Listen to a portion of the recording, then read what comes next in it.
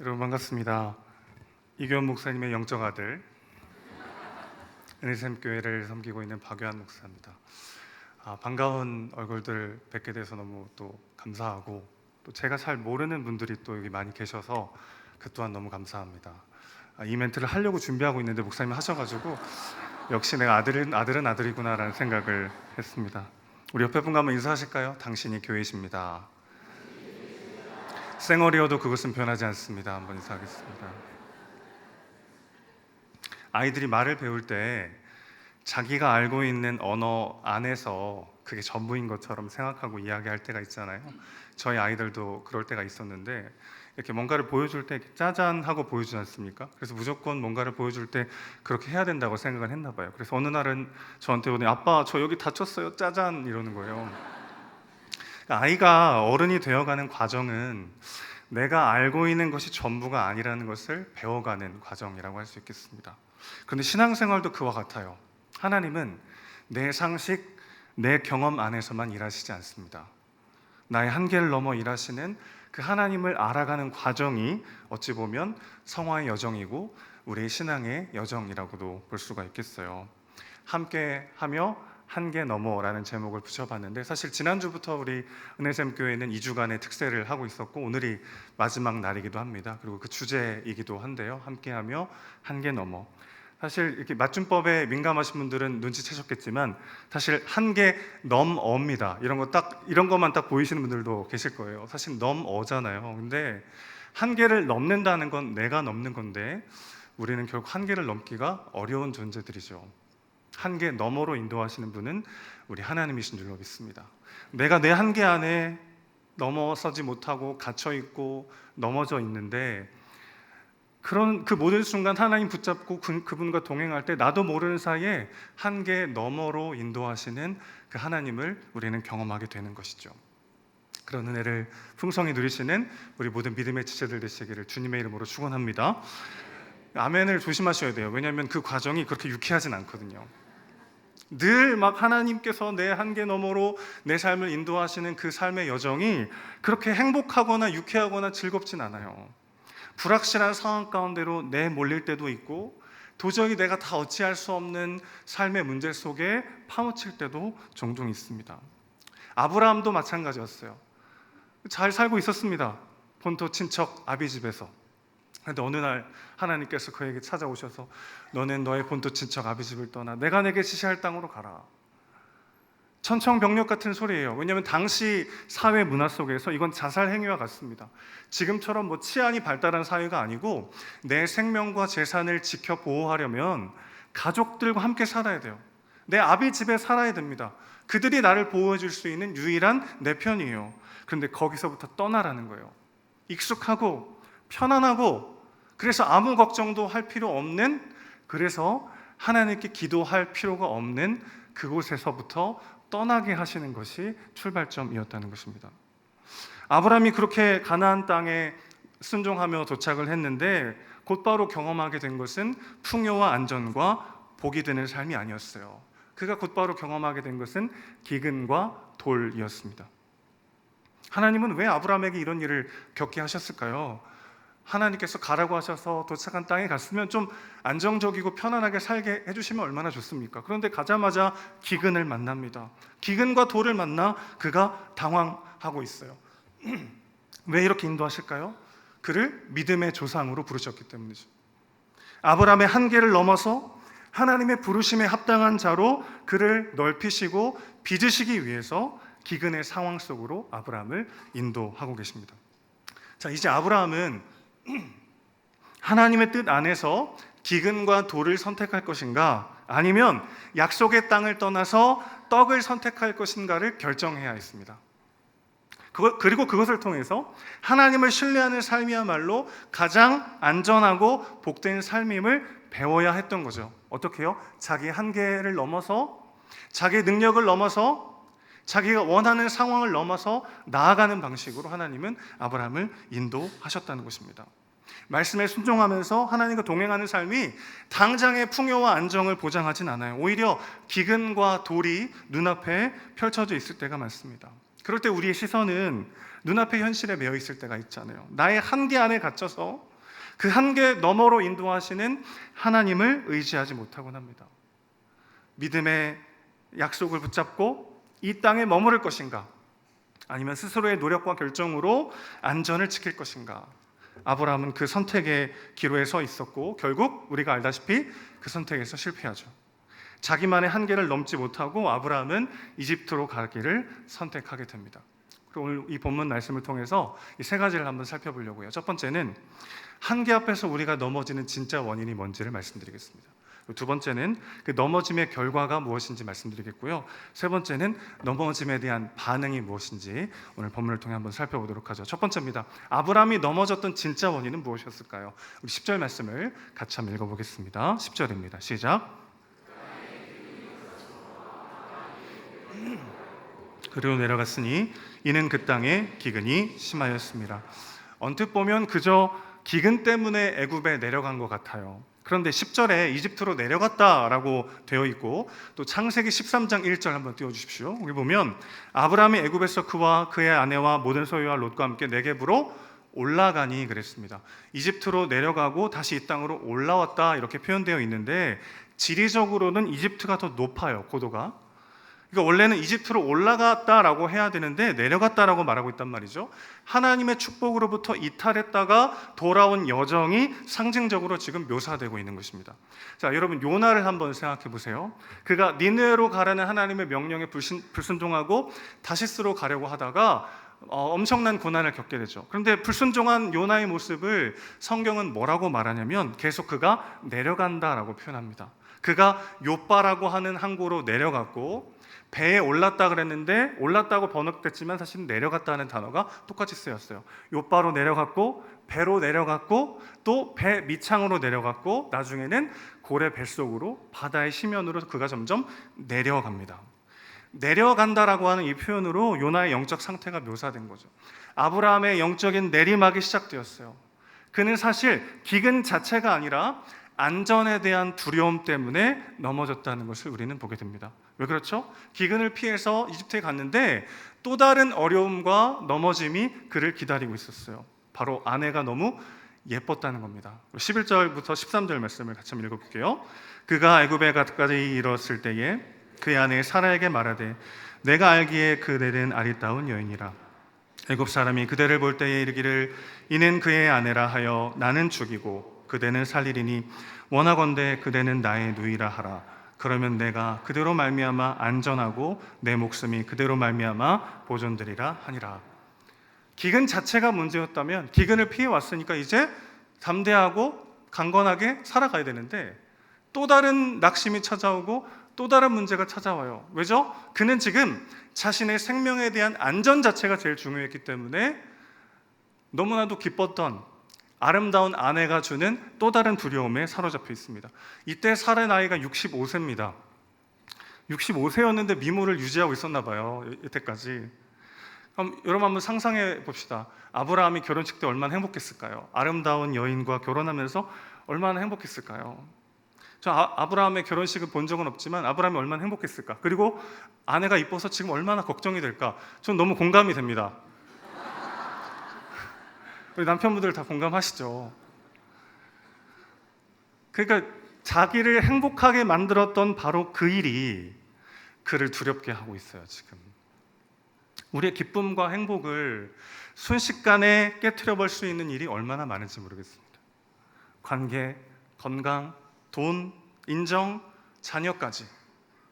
나는 이 문제만 해결되면 내 인생이 괜찮을 것 같아라고 여겼던 그 많은 순간들이 지나가고 난 다음에는 여지없이 또 다른 문제와 또 다른 상황 속에 두려움을 느끼는 우리를 보게 되는 거죠. 하나님 없이는 우리는 진정한 만족과 기쁨을 경험할 수 없습니다. 내가 감사하고 내가 기뻐하던 바로 그 일 때문에 넘어지고 그 일 때문에 두렵고 그 일 때문에 낙심이 될 때가 얼마나 많은지요. 그런데 우리는 내가 지금 하나님과 함께하고 있느냐보다 내가 이것을 지금 잘 지킬 수 있는가에 더 관심을 쏟을 때가 있습니다. 그래서 우리는 문제 자체보다는 두려움 때문에 넘어진다는 거예요. 그리고 그 두려움은 우리의 믿음과 관련되어 있습니다. 우리 한번 따라해 주실까요? 두려움은 믿음과 관련되어 있다. 여러분 지금 아브라함은 자녀가 한 명도 없는 상황입니다. 그렇죠? 근데 하나님께서 아브라함에게 뭐라고 말씀하셨냐면 너의 씨를 통해, 너의 자손을 통해서 내가 큰 민족을 이룰 것이다. 여러분, 그러면 지금 자녀가 한 명도 없으면 이 약속은 이루어질 수 있나요? 없나요? 이루어질 수 없어요. 그러니까 이게 무슨 뜻이냐면 지금 죽을 수 있다는 거예요? 없다는 거예요? 죽을 수가 없다는 뜻입니다. 하나님의 약속을 정말 아브라함이 믿었다면 지금 내가 자녀가 하나도 없는데 만약에 내가 지금 이집트에 가서 죽는다면 그 약속은 지켜지지 못할 거 아니에요?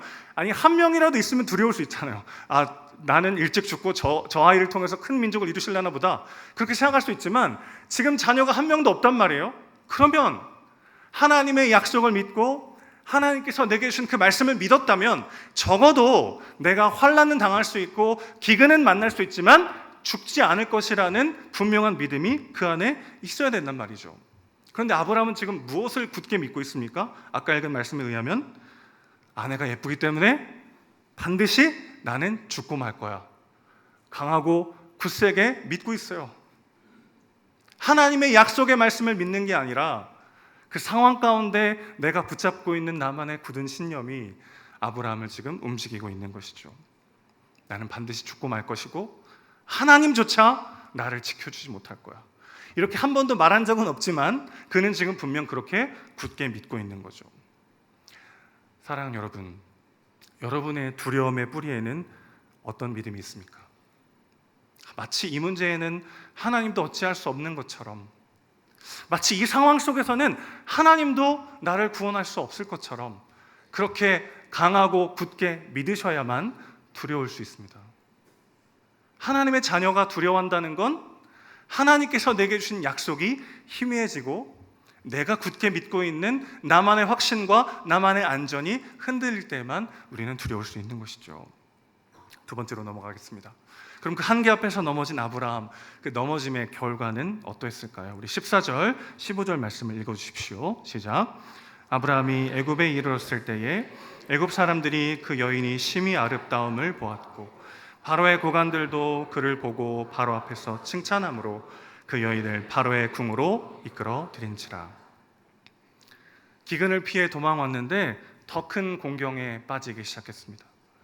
여러분, 우리가 아무리 완벽히 대비하고 준비해도 삶의 모든 변수에 완벽히 대처할 수가 있을까요? 그렇지가 않죠. 제가 처음으로 외부 집회 강사로 설교하러 간 적이 있습니다. 중고등부 수련회 집회였어요. 첫 강사니까 막 너무 떨리기도 하고 망치면 안 되는데 잘 해야 되는데 그래서 원고를 보고 또 보고 밤새 준비해가지고 강단에 올라갔습니다. 그래가지고 기도합시다 하고 기도하고 눈을 떴는데 원고가 사라졌어요. 뒤에 누가 선풍기를 세게 틀어놔가지고 제가 기도하는 동안 다 날아간 거예요. 스태프들이 믿음이 좋아가지고 같이 기도하고 앉아 있었어요. 아무리 완벽히 대비하고 준비해도 삶의 변수를 우리가 어떻게 다 통제하고 어떻게 다 막아설 수 있겠습니까? 살해의 아리따움을 애굽 사람들이 보기 시작했어요. 그리고 하필 바로의 신하들도 그것을 보고 바로에게 추천을 합니다. 그래서 사례가 궁에 가게 됐어요. 사례의 인생이 핀 거냐? 부인이 돼서? 그게 아니에요. 그냥 궁녀로 가게 된 겁니다. 성노예가 되어서 바로가 부르면 언제든지 몸을 바쳐야 되는 그런 비참한 상황에 빠지게 된 거죠. 아내의 인생이 순식간에 부서지고 있는 순간을 맞이하고 있는 겁니다. 아브라함이 전혀 예상하지 못했던 결과예요. 자기 아내를 누이라고 말하면 아마 여러 사람들이 아내로 달라고 경쟁하려고 했을 겁니다. 라반이 야곱에게 했던 그 장면 기억하세요? 내 딸을 원하면 7년을 봉사해라. 그래가지고 바로가 사례를 데려가고 그렇게 할 거라는 걸 생각 못했기 때문에 내 누이라고 얘기하면 여러 사람들이 아내로 데려가게 해달라고 막 얘기할 거고 그렇게 하다가 기근이 끝나면 도망갈 생각인 거죠.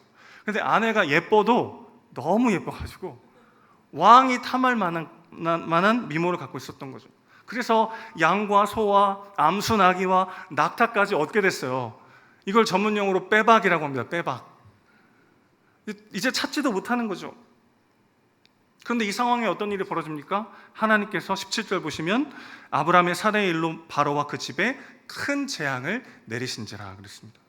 주석가들은 이 구절을 바로가 살해를 범하지 못하도록 온 집에 일종의 성병을 퍼지게 하셨다라고 그렇게 해석을 합니다. 어쨌든 하나님은 지금 아브라함 때문에 바로와 그 온 집에 큰 재앙을 내리고 계신 거죠. 이게 얼마나 비참한 일입니까? 여러분, 하나님께서 처음 아브라함을 부르셨던 이유가 뭐죠? 너는 복이 될 것이다. 너를 통해 온 열방이 복을 받게 될 것이다. 저 사람이 우리 회사에 들어와가지고, 우리 공동체에 들어와가지고 너무 감사해. 넌 우리 복덩이야. 이런 말을 듣게 하시겠다는 거예요. 그런데 지금 오히려 아브라함은 어떻게 됐습니까? 아브라함의 거짓말 때문에 바로와 온 집에 어마어마한 재앙이 내려지게 됐죠. 바로가 18절에서 19절 보면 막 호소해요. 아브라함 불러가지고 어찌하여 이렇게 했느냐? 어찌하여 누이라고 속였느냐? 어찌 그를 누이라고 해가지고 이런 곤란을 당하게 하느냐? 계속 호소를 합니다. 애굽의 복이 아니라 애굽의 민폐가 되어버렸어요. 불순종의 결과는 너무나 참혹했습니다. 넘어짐의 결과는 더 큰 두려움과 절망이었어요. 여러분, 우리는 어떤 어려움과 고난 앞에 하나님의 말씀에 순종하는 것이 어렵다고 생각할 때가 있습니다. 여러분이 한번 질문해 볼게요. 사랑하는 것이 더 쉬운가요? 미워하는 게 더 쉬운가요? 사랑하는 게 더 쉬우십니까? 미워하는 게 더 쉬우십니까? 이쪽에서는 사랑하는 게 더 쉽다고. 네. 사랑하는 게 더 쉽죠. 답을 얘기하셨는데 사실은 우리는 미워하는 데 더 빠를 때가 있잖아요. 그런데 막상 미워하면 더 힘이 들어요. 그 사람 때문에 막 잠 못 자고 막 마음이 끓고 막 내가 그때 이렇게 말을 했어야 되는데 왜 그 앞에서 이 말을 못했을까? 막 자기 혼자 막 말하면서 막 복수를 다짐하고 그런 모든 긴 시간들을 보내면 어떻게 됩니까? 내가 더 힘들어요. 사랑하는 게 더 쉽습니다. 여러분, 감사가 쉬울까요? 불평이 쉬울까요? 때론 우리 안에 불평과 원망이 더 빨리 찾아올 때가 있어요. 그런데 불평과 원망은 아무 힘이 없습니다. 전염력은 빠른데 아무런 능력이 없어요. 모두의 힘을 빼버릴 뿐이에요. 근데 감사는요, 일단 돈이 들지 않습니다. 감사는. 그리고 감사할수록 감사할 일들이 더 보이기 시작해요. 여러분, 하나님의 말씀대로 사는 것이 가장 행복합니다. 하나님의 말씀에 순종하는 삶이 가장 쉬운 길이에요. 그런데 그 말씀대로 살아가지 못하고 내 눈에 보기 좋은 대로 내 한계 속에 내 판단과 내 경험 속에 머물러 있을 때 그것은 우리를 더욱 힘들게 흔들리게 넘어지게 할 뿐이라는 것입니다. 말씀에 내 삶을 내어 던질 때 그 안에 진짜 자유와 진짜 의미와 진짜 생명을 경험하는 줄로 믿습니다. 마지막 세 번째입니다. 이렇게 넘어진 아브라함을 하나님은 어떻게 인도하시죠? 이 넘어진 아브라함에게 하나님은 어떻게 반응하십니까? 아브라함은 하나님을 믿지 못했지만 하나님은 신실하게 아브라함을 사랑하십니다. 하나님은 약속을 신실하게 지키셨어요. 우리 20절 말씀을 같이 한번 읽어보겠습니다. 시작. 바로가 사람들에게 그들이 그와 함께 그의 아내와 그의 모든 소유를 보내었더라. 부자가 되어서 애굽에서 돌아오는 아브라함의 모습으로 오늘 본문이 끝이 납니다. 여러분, 하나님은 우리가 순종할 때 기뻐하시며 우리를 사랑하시고 우리에게 좋은 것을 주십니다. 그런데 우리가 하나님을 사랑하지 않을 때도, 하나님께 불순종할 때도 하나님은 슬퍼하시며 우리를 사랑하십니다. 그리고 좋은 것을 주십니다. 자, 지금 졸릴만한 시간이 됐는데 잘 들으셔야 됩니다. 우리가 하나님께 순종할 때 하나님이 기뻐하시고 우리에게 좋은 것을 주십니다. 우리가 하나님께 불순종할 때 하나님이 슬퍼하시지만 우리를 사랑하시고 우리에게 좋은 것을 주십니다. 이게 종교와 복음의 차이죠. 그럼 이런 이야기를 들으면 저같이 삐뚤어진 사람은 이것이 진리구나, 내 맘대로 살아도 어차피 하나님이 나에게 좋은 것을 주시는구나 생각하게 되죠. 그런데 여러분, 오늘 아브라함이 경험한 이 불순종의 결과를 보세요. 넘어지고 깨지고 아내를 빼앗길 뻔하고 수치와 모욕을 당하는 이 불순종의 삶이 좋아 보이십니까? 그렇지 않죠. 그 또 한 가지는 깨지고 찢어지는 아버지의 마음을 생각할 때 우리는 불순종할 수가 없게 되는 거죠. 여러분, 자녀들이 똑같은 실수를 반복하나요? 반복하죠. 그럼 이렇게 하십니까? 내가 3번의 기회를 주겠다. 하나, 둘, 셋, 넌 이제 남남이다. 그런 부모가 어디 있습니까? 자녀가 똑같은 실수를 해도 부모와 자녀의 관계는 끊어지지 않죠. 다만 부모의 마음이 끊어지죠. 그걸 아는 자녀들은 부모에게 기쁨으로 순종하길 원하죠. 하나님은 우리와 그런 관계 속으로 함께하기 원하십니다. 여러분, 더 사랑하는 사람이 지는 거 아시죠? 항상 둘이 싸우면 누가 이깁니까? 옳은 사람, 힘 있는 사람, 목소리 큰 사람이 이기는 게 아니라 더 사랑하는 사람이 지게 돼 있어요. 하나님은 늘 지세요, 우리한테. 그래서 우리가 그분을 사랑할 때는 기쁨으로 우리를 사랑하시고, 우리가 그분을 사랑하지 않을 때는 탄식하시며 슬퍼하시며 찢어지는 마음으로 우리를 사랑하시는 분이 우리 하나님이십니다. 우리 눈앞에 기근과 돌을 피해 나만의 안전, 나만의 기쁨, 나만의 성취를 찾아가고 싶은 마음이 있잖아요.